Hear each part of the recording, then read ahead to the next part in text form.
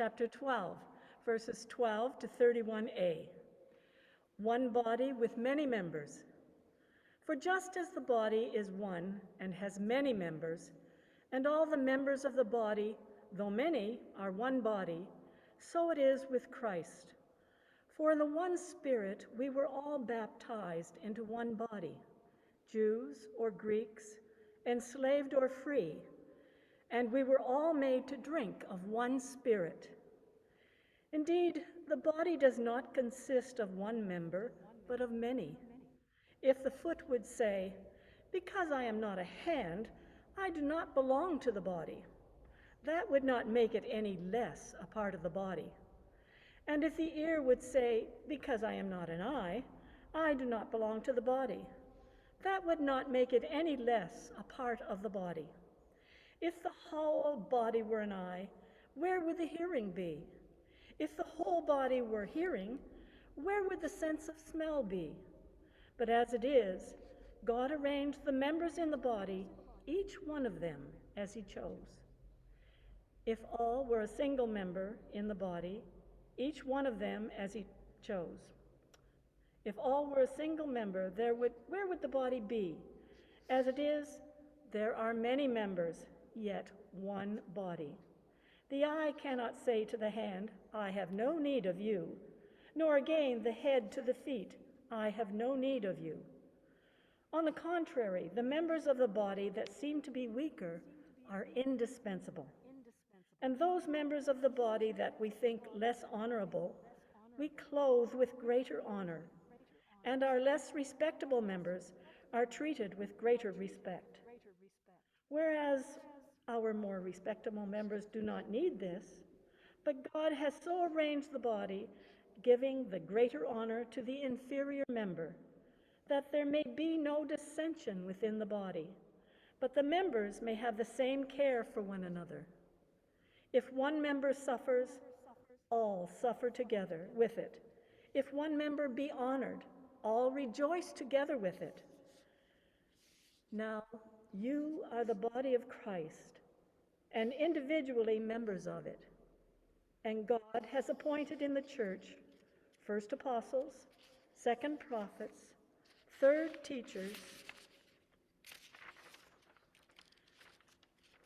then deeds of power, then gifts of healing, forms of assistance, forms of leadership, various kinds of tongues. Are all apostles? Are all prophets? Are all teachers? Do all work miracles? Do all possess gifts of healing? Do all speak in tongues? Do all interpret? But strive for the greater gifts, and I will show you a more excellent way. I will continue with the second reading.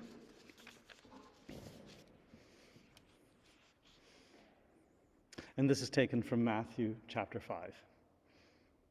You have heard it said, "You shall love your neighbor and hate your enemy." But I say to you, love your enemies and pray for those who persecute you, so that you may be children of your God in heaven. For God makes the sun rise on the evil and on the good, and sends rain on the righteous and on the unrighteous. For if you love those who love you, what reward do you have? Do not even the tax collectors do the same? And if you greet only your brothers and sisters, what more are you doing than others? Do not even the Gentiles do the same? Be perfect, therefore, as your heavenly Father, Mother is perfect.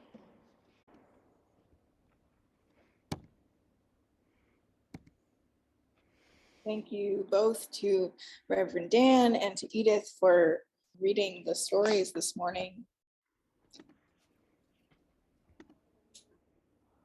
So I personally am a fan of puzzles and visual thinking. I'm going to inquire, are there any puzzlers in the call this morning? You can just raise your hand or give a little nod. Yeah, very popular activity. The Corinthians reading for me, the first one, alongside the image of the body, brings to mind a puzzle. Each piece of creation is a piece of the puzzle that our Creator has made.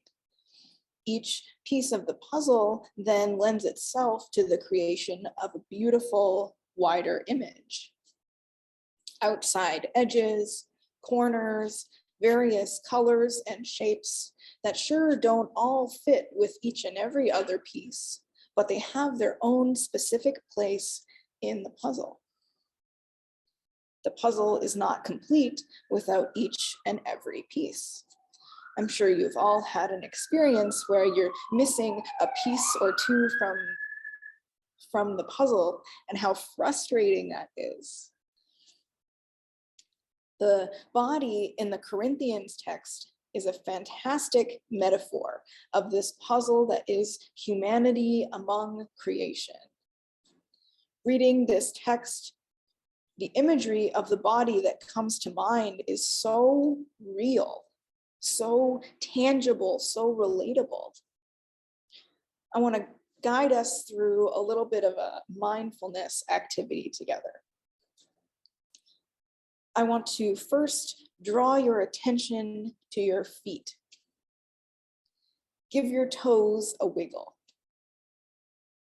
Feel the socks you have on, or the shoes around those socks, maybe your house slippers that you're wearing, or you feel the cool air directly on your toes. Feel the floor or the carpet or the hardwood underneath your feet.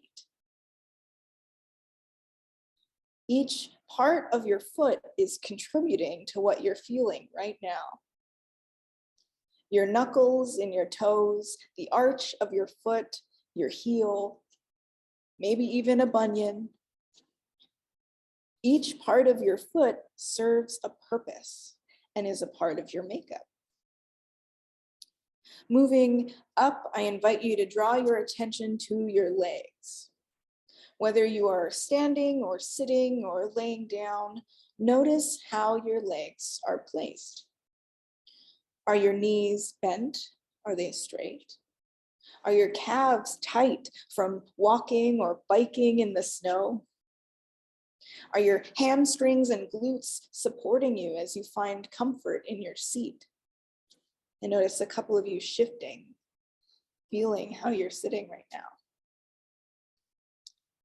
Does your hip sit cozily in its socket, or do you need to make some adjustments now that you're really thinking about it? Each part of your leg serves a greater purpose than just being a muscle, a joint, a nerve, or a bone. They make up our support systems. Whether we're walking or sitting or lying down or crouching or squatting or lunging, our legs are supporting us and they give us so much strength, whether we know and love all the various parts of them or not. Moving on up to our stomachs, our tummies, our chest. This part of our body especially gets a bad rap sometimes, doesn't it? And yet our midsection contains so much of what keeps us going, what keeps us functioning. Our abdominal muscles do way more than we realize: strength, stability, posture. Beneath the surface, we have our stomach, our intestines, liver, spleen, bladder, right? Lungs, kidneys, diaphragm, heart, all of these pieces. Can't forget your spine or your rib cage that's holding it all together, protecting us, giving us more structure. All of these parts of our bodies contribute to our health and our life without us even thinking about them. When I take a breath, I don't think about my rib cage expanding. When I, eat food, I don't think about my esophagus, my stomach, my intestines. I don't think about that. It just happens. It just works.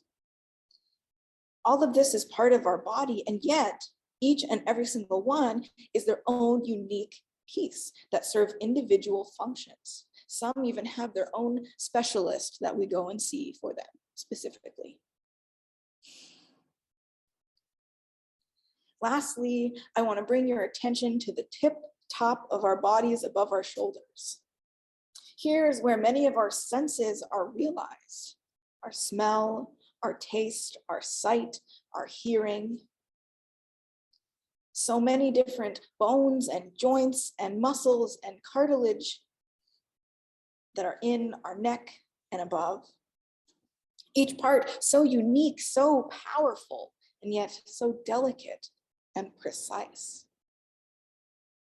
Each part has a specific purpose, destined to contribute to the body in its own way, but not devalued because it's not like another.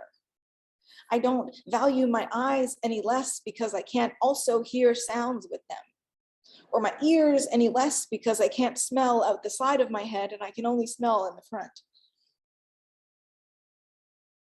In the very same way, each and every human is a part of the body that is creation.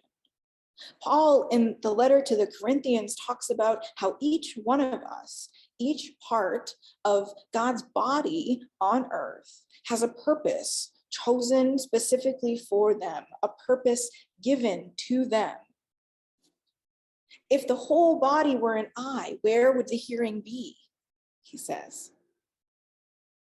If our whole body was made up of toe knuckles or knees, what kind of body would that be? A very bendy one for sure, but maybe not the one that is entirely functional.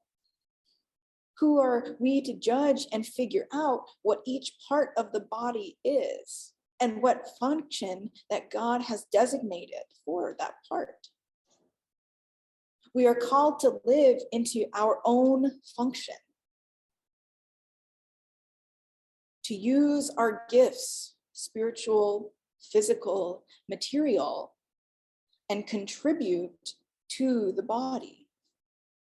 The heart doesn't worry about how the knee bends, nor the rib cage about how the hair on the head grows. Yet they function and offer their service just the same. I continue with another question for you all. Again, feel free to raise your hand or just give a nod.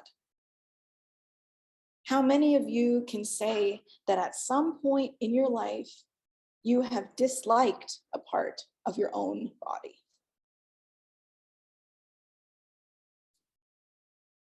Yeah.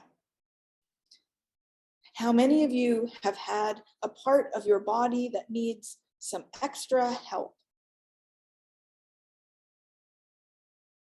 Yeah. Or maybe a part that has needed some offsetting by another part. Maybe you've had a hip replacement and you had to limp for a while as you were healing. Perhaps you sprained or broke a wrist and had to learn to use your other hand after relentlessly calling that hand useless for years. How many of you have been angry with someone and not prayed for them afterwards? I've definitely done this one too. This now speaks to the Matthew reading. If we are all parts of the body that is creation, this includes the parts that we don't like, the parts that have needed some extra help, the parts that have needed some offsetting, the parts that are our enemies, the parts that persecute us. Jesus describes in this reading a life in which all are children of God, and this is exactly the same body that Paul is describing in his letter.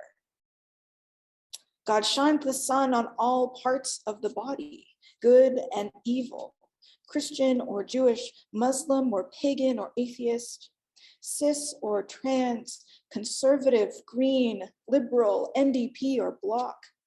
We are all part of one body. Whether I like the way that my stomach looks or how my eye is lazy, they're still parts of me. And I better learn to live with them and find the beauty in them. We better pray for those parts of our bodies that make our lives just a little more difficult or offer some challenge, because they are part of us nonetheless. For me, that's my achy knee or the folks that I disagree with. For some of you, that might be a sprained ankle, estranged relatives, or politicians. I'm seeing in the chat, diabetes, possibly a fractured hip. Many of these parts are still with us, and we still hold on to them. We are all one body. Perfection is the finishing of the Matthew reading, but perfection is a lifelong search, right? It's a lifelong journey that comes from series of imperfections. We won't always love our enemy at first, and we won't always pray for those who persecute us immediately. It wasn't until I heard our former moderator, Jordan Cantwell, offer a prayer for Donald Trump amidst his early days as president that I truly understood what the meaning from this message at the Mount was. It's not about agreeing with them. It's not about validating the ones that persecute you in their actions. It's about acknowledging the common humanity among us, between you and the oneness that you share within the body of creation and Christ. Through Christ and in our one body, we must channel the Spirit and follow the path that we have chosen and been chosen to follow. And in all of this, we must channel peace.